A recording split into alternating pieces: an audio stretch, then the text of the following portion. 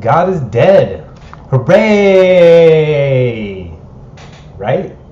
No. Well, I mean, kind of right, but no.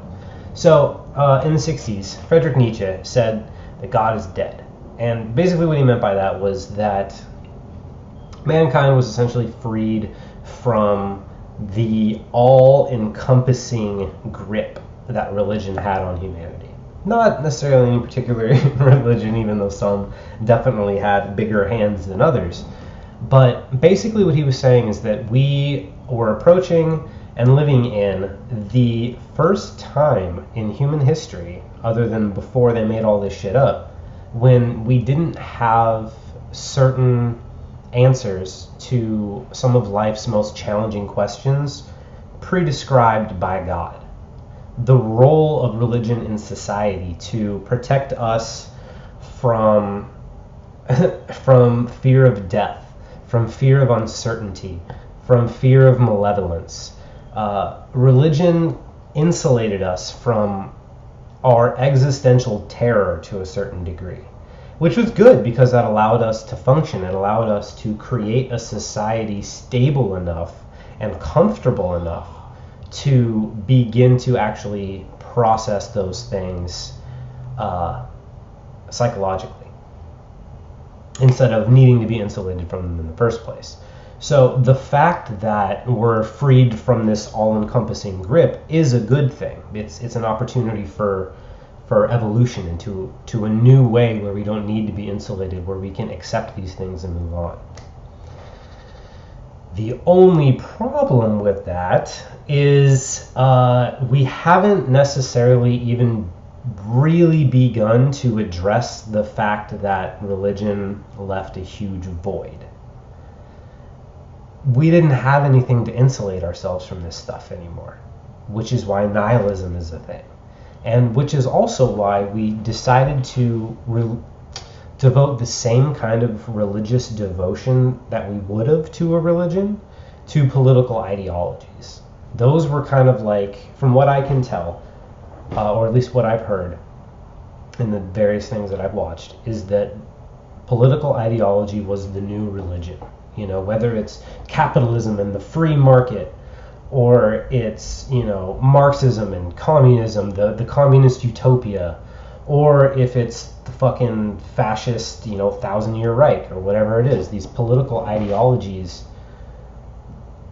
people got swept up in them, and they almost took over the world the same way that a religion would have. And so what this looks like was an attempt to fill that gap in a non-religious way. We're like, okay, so religion doesn't work anymore because blah, blah, blah, blah, blah. Let's try and do this other thing that we'll think of. And, you know, it turns out that that had catastrophic failures as well. So what we're seeing is a desperate need to fill that void. And what are we going to fill that void with? Well, it helps to know what the void is, which we outlined earlier, which is the lack of insulation from the fact that you're going to fucking die, and that random bad things are going to happen to you, and there ain't a goddamn thing you can do about it, and maybe your life doesn't mean anything, and maybe you have to find your own meaning, or maybe even if you do, it's still bullshit. Like, we have to find a way to grapple with this, that where we can maintain, because religion also gave us purpose. You know, it's like you have to live in a certain way in order to reap the ultimate reward at the end of your life. And you have to do a certain amount of things, you know, just to be a good person, so you can feel good about yourself. And like, it gave us purpose. It gave us a framework to live in. Political ideologies serve the very same way, but there's something fundamentally wrong about our approach. We still aren't healthy yet. Like, it's like the idea of getting your dream job kind of like before you did any training for it. It's like, yeah, okay, great. Like, we got this wonderful thing that we've always wanted, but we are simply not ready to handle this thing yet.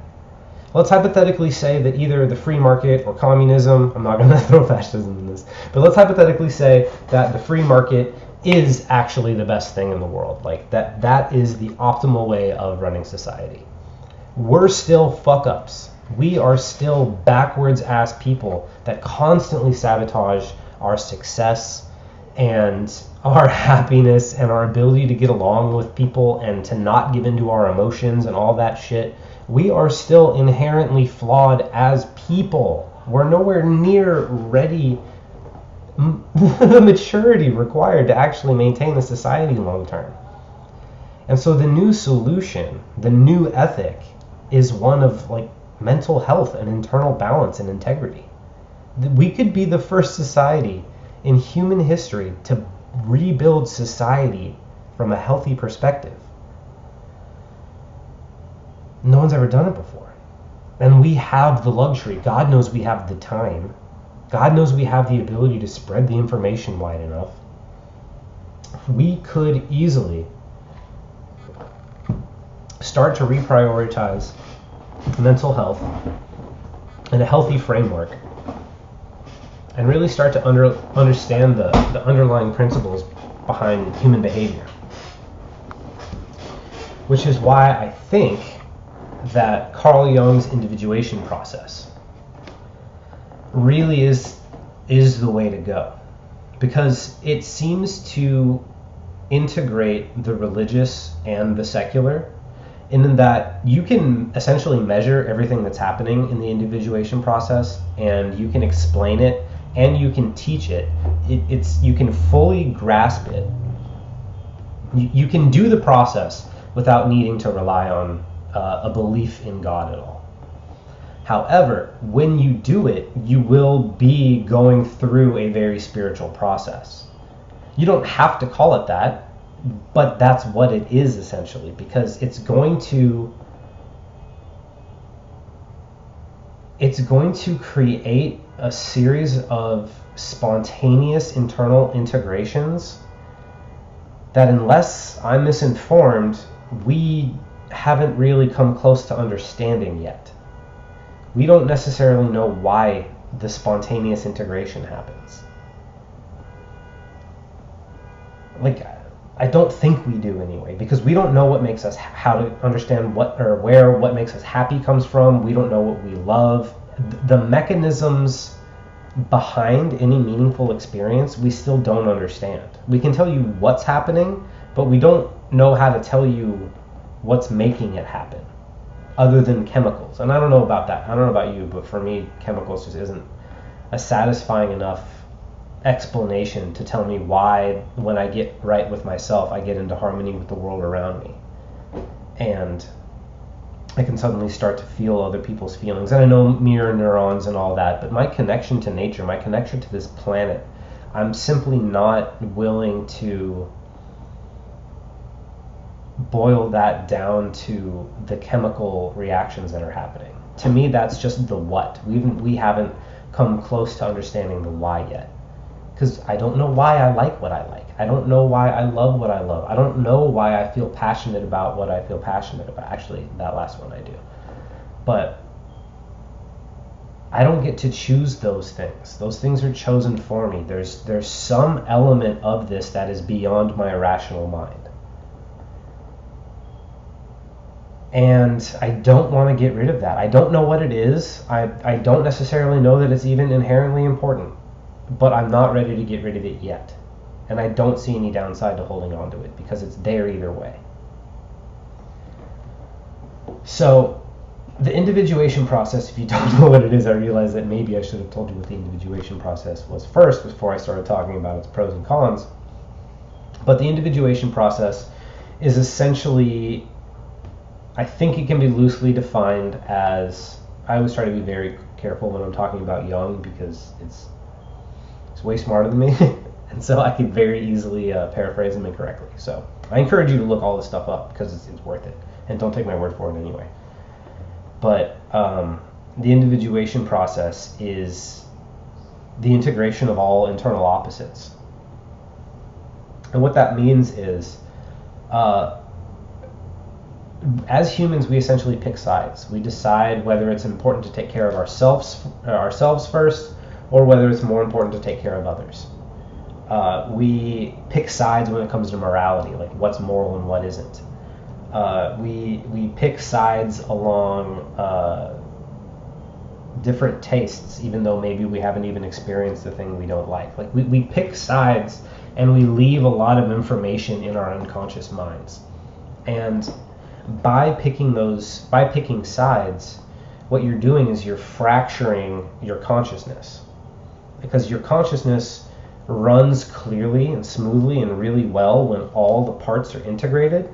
But when you don't want some of them and you only want half of you, or less than half of you in some instances, if you only want some of you, all the shit you don't want is just fragmented and off doing its own thing over here. And this is why you do stuff that you don't mean to do or even want to do, or things that are good for you, because you've pushed all of that stuff out into your unconscious. And so it's just happening for you and to you and at you and because of you. But you can't see it and you don't know it. And those are all the things you oppose. So you've got the beliefs that you cling to, and then the beliefs that oppose them. And that creates all kinds of dysfunction and all kinds of disharmony and all kinds of problems in your life. So the idea in the individuation process is to become a whole person by integrating all those opposing and conflicting ideas. And you do that, or the way I do it, I'm not like a Jungian psychologist or anything like that, but I've run with the concepts and figured out my own way of doing it. And I just call it internal conflict resolution, where a very basic one is care of other versus care of self. You know, I really want to take care of myself, but I also really want to take care of everyone else. And sometimes those come at odds with each other. How do I balance that? And that's a good question to ask. It's a very valid and good question to ask. It's important to be able to balance both those drives. If you're going to have healthy relationships as well as stay mentally healthy yourself and live a meaningful life, you need to do both. Because having friendships is a part of a meaningful life, you know, so is creativity. You have to have balance.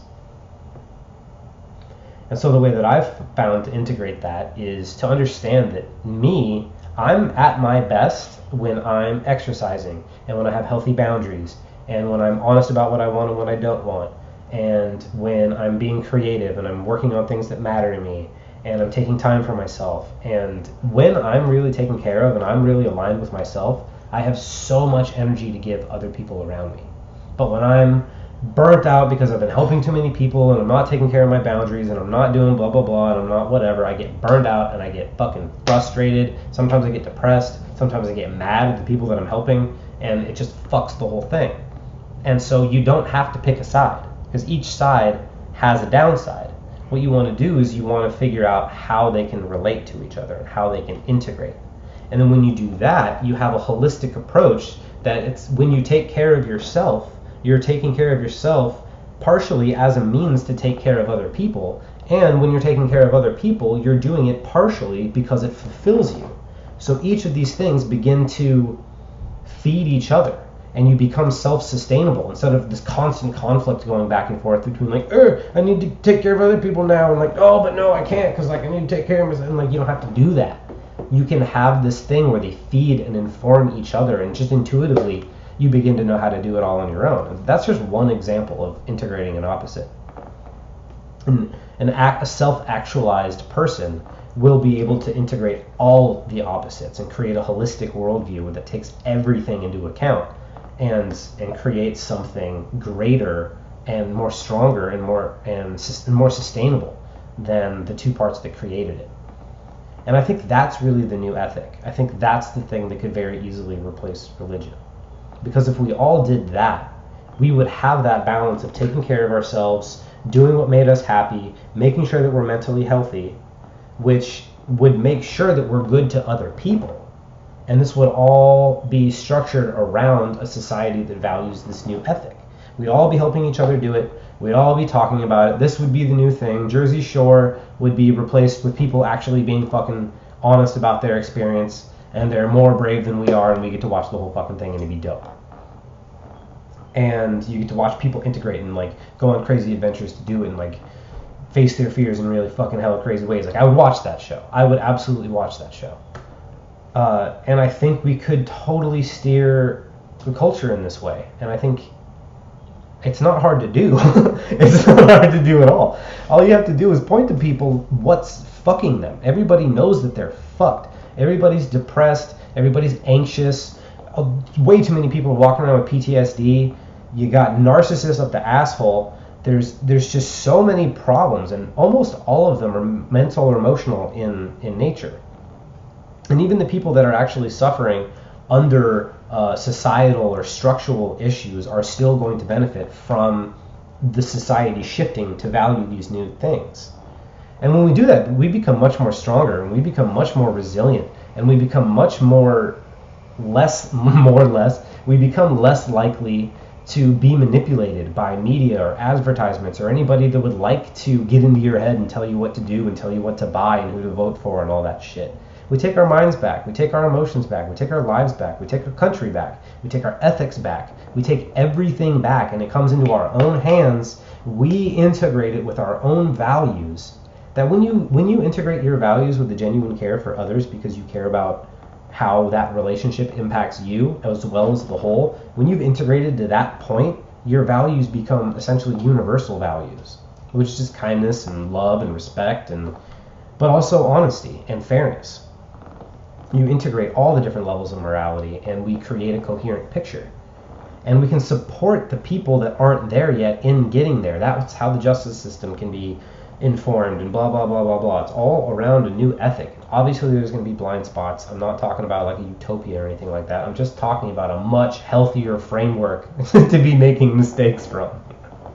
Well, we can actually learn from our mistakes and integrate them and use them to make us into something better than we were before. Practicing this new ethic has worked wonders on my life.